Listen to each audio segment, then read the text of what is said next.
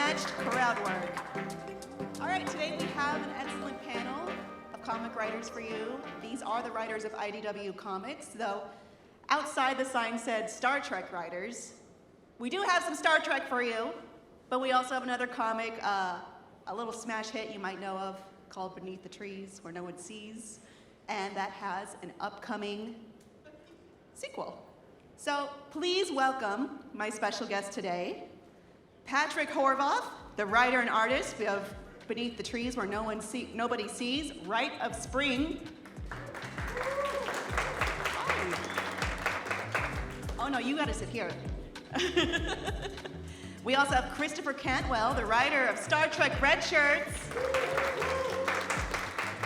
And we have Robbie Thompson, the writer of Star Trek Strange New Worlds, The Seeds of Destruction. Hello, everyone. Hi. Hello, hi. Thank you for joining me today, or joining us all, rather. First question for Patrick. Beneath the Trees Where Nobody Sees is often described as Dexter meets cute anthropomorphic animals. Do you feel that's a fair comparison, and how would you sum it up to new readers? That's a fair comparison, I guess. Dexter is an awesome cultural touchstone, obviously, because it's like a non-traditional story following a serial killer as the main character. And that's like the largest, comparable thing from my book. So Beneath the Trees Where Nobody Sees takes place in a cute, anthropomorphic little town. And in this town of animal folks, there's a bear that owns a hardware shop, and she also happens to be a serial killer who has been thriving for decades. And thanks to her practical nature, she decided it would be bad to kill inside the small town because people would notice. And instead she does it in the big city, and everything's going along fine until there's a revelation in the town that brings a lot of unwanted attention, and she has to deal with it before it gets out of control. And so, I feel like, so that's a pretty good summation, right? So it's like Dexter meets in cute animals. I feel like in Animal Crossing, or for me, Richard Scarry was a really big cultural touchstone for children's books. Dating myself because that's more of a 70s, 80s thing, but it's honestly, the best part about it is everybody's youth has a touchstone that's very similar. I've gotten Arnold, I've gotten Berenstain Bears, I've gotten Animal Crossing. I feel like everybody's got something that they can think of. Richard Scarry also historically killed 11 people, right? He's... Yes. Got breaking news here. Well, how would you describe Samantha to people? Samantha, who's the bear, who's the main character, she's very practical, I would say. She was if you were to put her on the 6 different sort of personality types, she's like a lawful evil. She has her rules that she follows, and that's honestly helped her sort of survive for as long as she has. And I feel like she would be a really great friend aside from the murdering.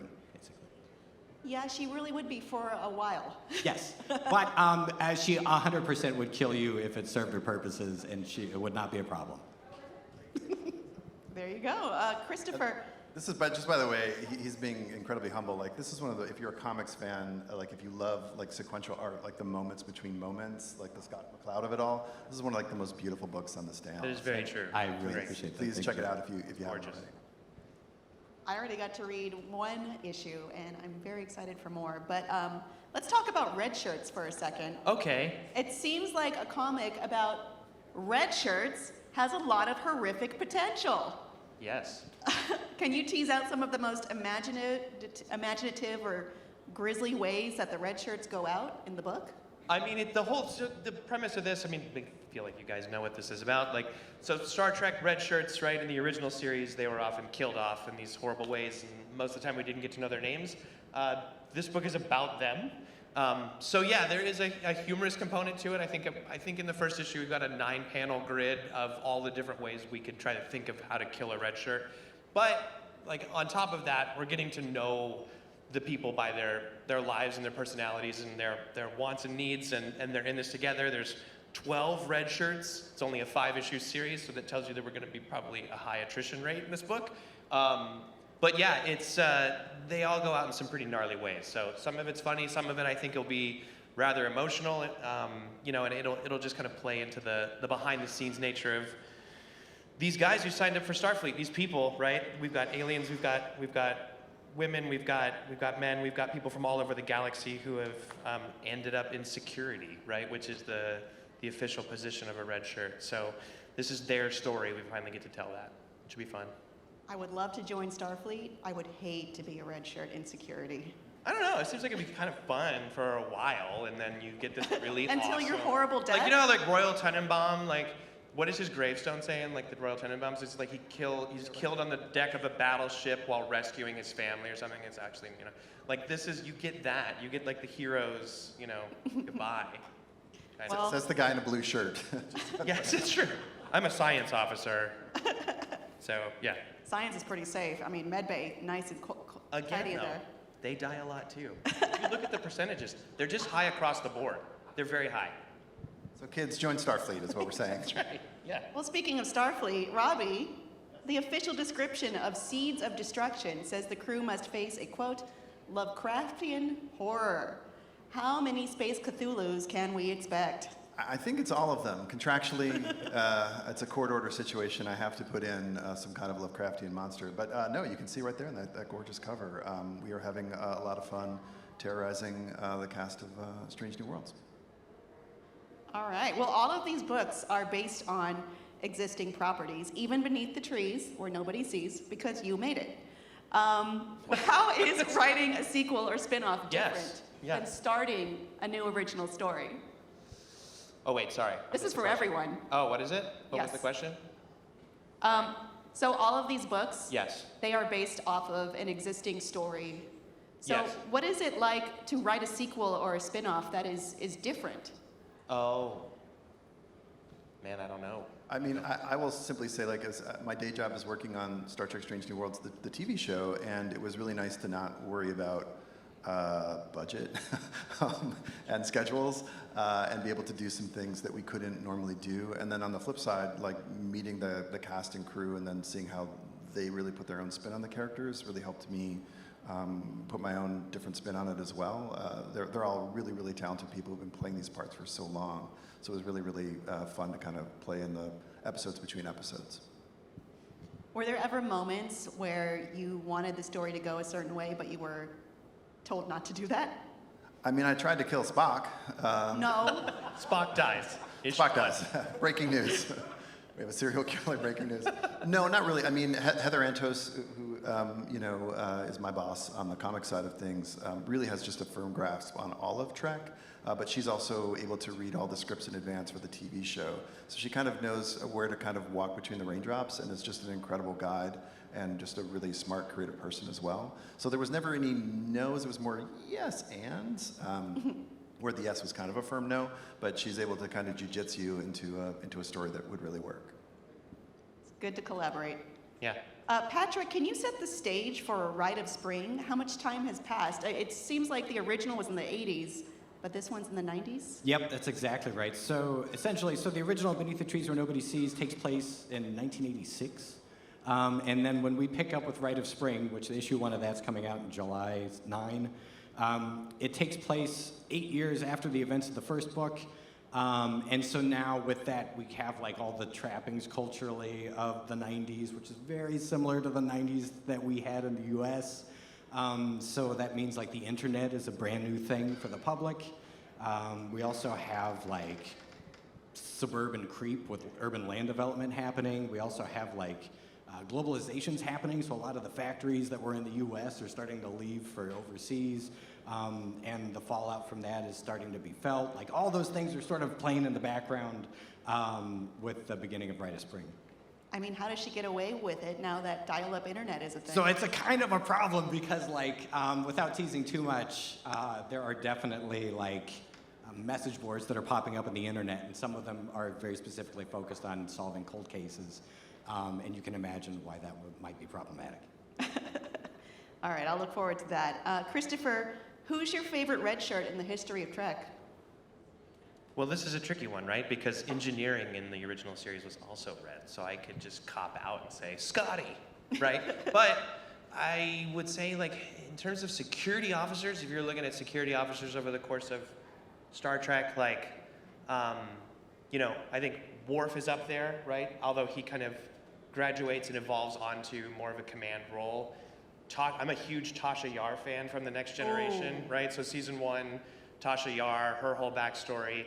I got to explore a little bit of Tasha in the last Star Trek book I did, Star Trek Defiant, and then her wayward daughter, Commander Sayla from the Romulan Empire.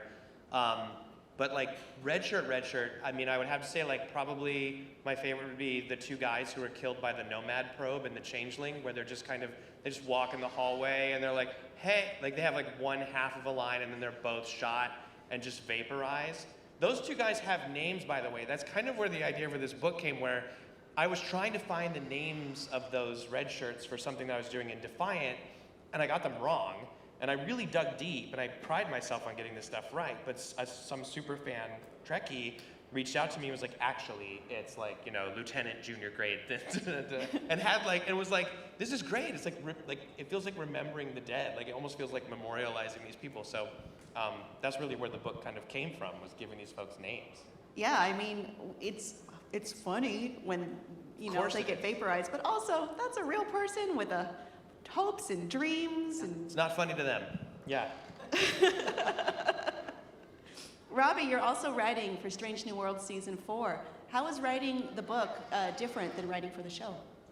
Well, I mean, the budget thing probably number one is the biggest thing, but I think really it's just, and maybe you guys agree, like writing for comics is such a specific medium, and you know, planning out the page turns, those moments between, building out the timing of all that kind of stuff is so much more fun because your collaboration pool is so small. It's like 5 or 6 people. So the intimacy of that, even though we're kind of telling the same story or a story within that world with the same characters that we all know and love, just the intimacy of that collaboration pool is just really, really, really fun. It's great on the flip side.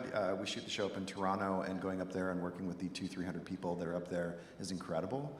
But as you know, it's like making comics is such a small, lovely little thing, and to be able to do that and know where everybody contributed and say, oh, that's where you know, our letterer made a really smart choice here, or our colorist made a smart choice here. It's just, it's a blast. All right, I have another question for the whole group, and it's really serious and it's really important. Who is the best captain in the history of Star Trek? James T. Kirk. I probably would agree. Yeah, I think it has to be James Kirk.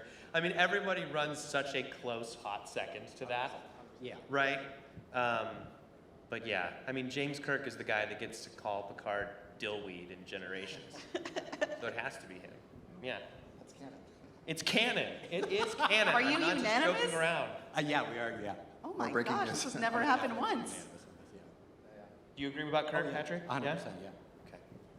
Just making sure. I do, again, as Chris just said, like everyone is, there's amazing captains. It's all one apple. They're all great, but it's Jimmy T. Sorry, according to my card, it says the correct answer is Captain Picard. Patrick! Love Picard. It really feels like the original series got caught up in the cultural zeitgeist in 2023. What is it about Beneath the Trees that you think struck such a chord with readers? I feel like a lot of the heavy lifting came from the animal people. I'm enjoying this art, by the way. Really? Yeah. Tony Fleece drew this one. If anybody's familiar with Feral, which is his ongoing right now, or even Stray Dogs, he does a ton of these awesome horror variant covers from posters, and he's been graciously doing ones for these. But yeah, I think originally the book caught a wave with people who have that nostalgia that they brought from their childhoods of whatever those children's books were that bring the animal people element to this story. And then the fact that this story it's very cute and fun, but it's also like very dark and upsetting. And I think that combination is what caught a lot of folks maybe off guard, or they weren't anticipating it to go quite that hardcore that way. And it's bringing like a lot up, I think, for some folks that are, you know, there's some that are horror fans that are into it, and I've also heard from a lot of folks that do not like horror, but they like this. And that this is kind of like that bit of spicy that they were like, I didn't know I would like this, and I kind of enjoy it. And I think it's like all of that. Hi, it's me. And it's very much beyond what I'm doing, I feel like. It's something that I tapped into something accidentally, and I'm very grateful for it. But that's as close that I can put my finger on it. Like, I'm still trying to figure it out. Well, you did something that's very rare for a first big comic book project, and it's that you had a huge hit right away. Sure. Has that been intimidating to follow up with now and try to recapture the magic? Yes. Go on. It's a lot of second guessing, I think. When I sat down to write Rite of Spring, I wasn't exactly sure how I would approach it because I was starting to get in my head about like what did work and what seemed to work anyway in the first book. And I realized like pretty quick into that I needed to just like stop and take a step back and really just think about what's the story going to be. And it had to be something, the only thing that I realized with the first book was the stuff that really resonated with folks tended to be the thing that made me, like I wasn't sure of, but was interesting to me. And so that's kind of just the inspiration I followed with the second go around. I realized like, I need to make something I want to read, like I would want to read. And then to just follow that in whatever sort of maybe, might not seem like the most, reasonable way to start a story, go into the new story, but I just kind of went for it. Excellent. I mean, I can't clap, but yeah. Christopher, what are the challenges of writing a book about red shirts, which would seem to imply that everyone is going to die? But maybe not. But maybe not? That's it. I mean, then it writes itself. You know what I mean? No, I think that it's weird because you do something where you're going to have a lot of people not make it, and it, at first, even when I was pitching this to Heather, right? So I work with Heather as well at IDW, and I have for a while now. There's the quote unquote fun of that, right? That it's the red shirts are all going to die, but even in the nature of writing it, you start to really care about the people, right? And their motivations and their relationships to each other. There's two perspectives in the book. There's the oldest red shirts in Starfleet, who I think are only in their early 40s. And then there's the brand new green recruits who are coming to this mission that have only been on one away mission or none, right? And so, but they all kind of know that they have a shelf life, right? There's this expectation.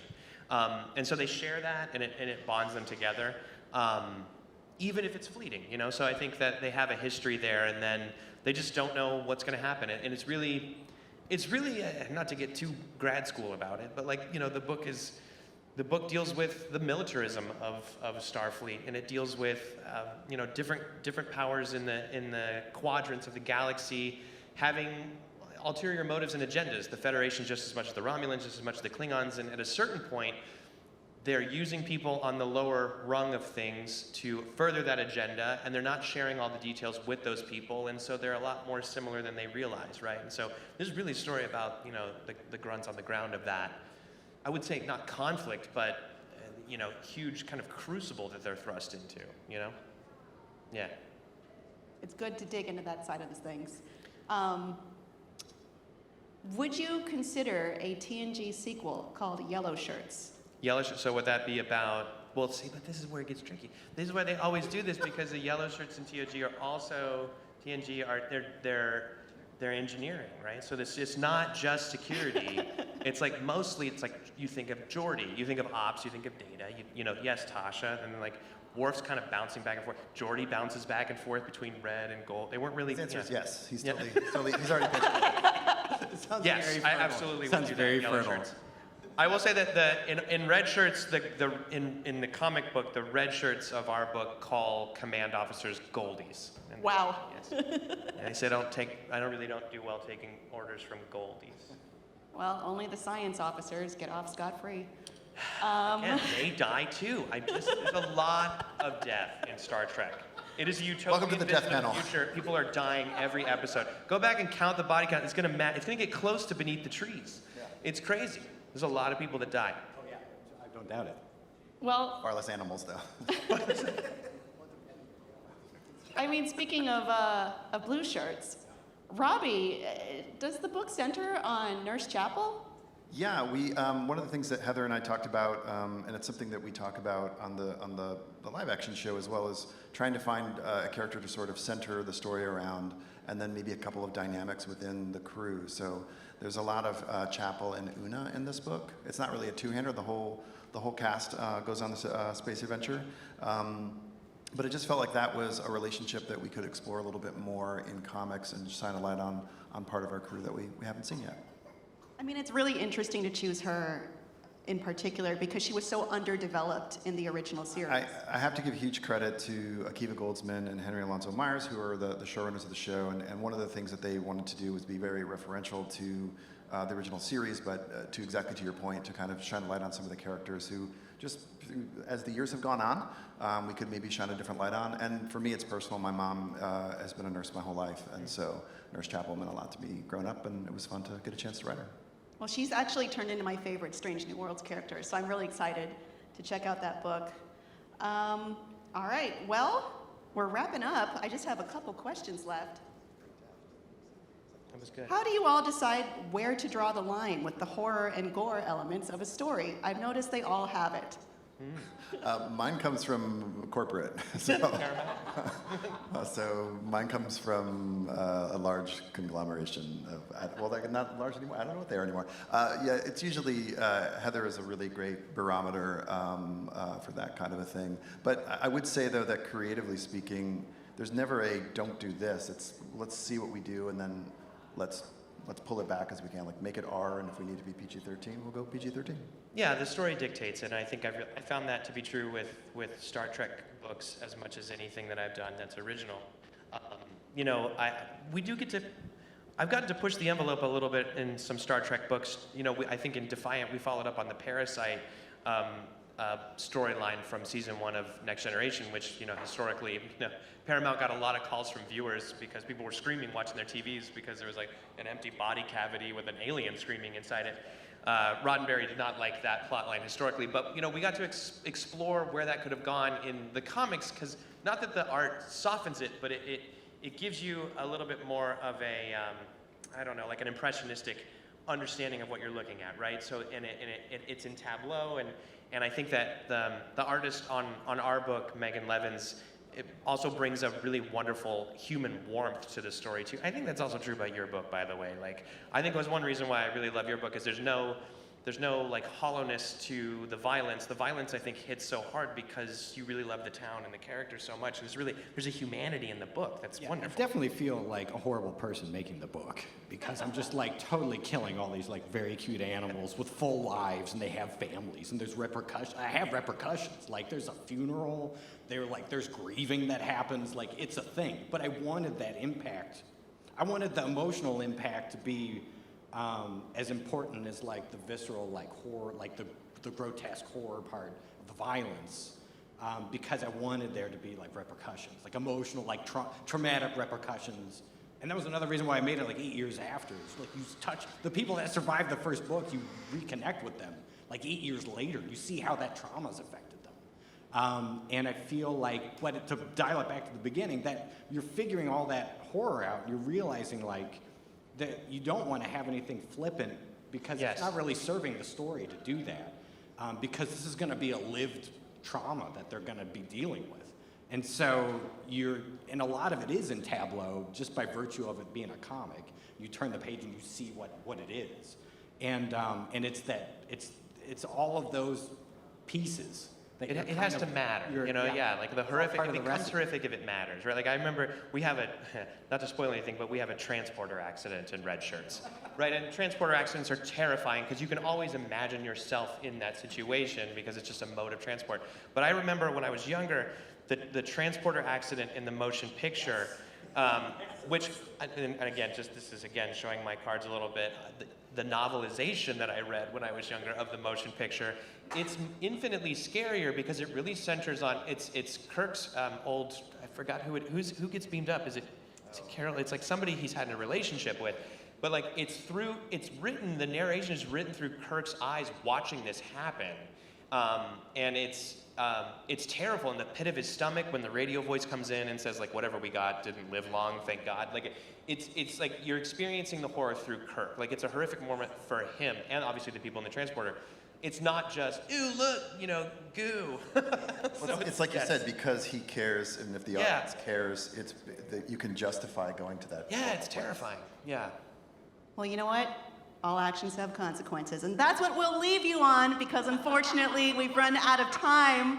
But thank you so much for joining us today, and don't forget, Beneath the Trees Where Nobody Sees, Rite of Spring will be on sale July 9th. Star Trek Red Shirts goes on sale July 16th, and Star Trek Strange New Worlds, The Seeds of Destruction goes on sale August 27th. Those are all from IDW. Thank you so much for joining me. Please give our panelists a round of applause.